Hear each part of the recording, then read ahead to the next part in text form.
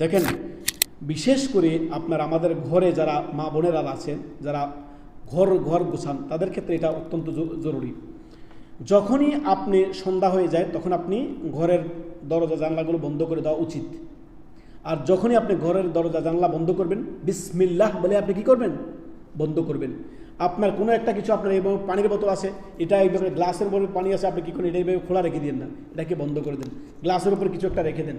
আপনার পাতিলা, যেটা আপনার হাঁড়ি পাতিল, যেটা আপনার পাক শাকের সেটা হয়, বিসমিল্লাহ বলে সেটাকে ঢেকে দেন। কেননা আসমান থেকে যখন আপনার বিভিন্ন আপনার বালা মুসিবতগুলো নাজিল হয়, সেগুলো যাতে আপনার এই যে শয়তান, ইবলিস শয়তান যাতে আপনার ক্ষয়ক্ষতি না করতে পারে। সুবহানাল্লাহ, আমরা দৈনন্দিন এগুলো খেয়াল রাখি না। ঘরে যখনই আপনি প্রবেশ করবেন খেয়াল রাখবেন, মনে করে সবসময় খেয়াল রাখবেন, যখনই আপনি ঘরে প্রবেশ করবেন, আসসালামু আলাইকুম রহমতুল্লাহি ওয়া বারাকাতুহু। ঘরে কেউ থাকুক কিংবা না থাকুক, আপনি আহাল পরিবারকে সালাম দেন। আপনি সালাম দিতে শিখুন। আপনাকে দেখে আপনার সন্তান একদিন নিজে থেকে সালাম দিবে, আপনি নিজে আমলে হন। সুবহানাল্লাহ। ঠিক তেমন করে আপনার স্ত্রীকে শিক্ষা দিবেন, দরজা বন্ধ করবে বিসমিল্লাহ, জানালা বন্ধ করবে বিসমিল্লাহ, হাড়ি পাতিল ঢেকে দিবে বিসমিল্লাহ, সব ক্ষেত্রে বিসমিল্লাহ বলবে। বিসমিল্লাহ, সুবহানাল্লাহ। এতে বহু বরকত রয়েছে। সুবহানাল্লাহ। বহু অনিষ্ট থেকে আপনি বেঁচে যাবেন। সব কিছুতে আপনি আপনার ঘর দুয়ার পরিষ্কার পরিচ্ছন্ন রাখবেন।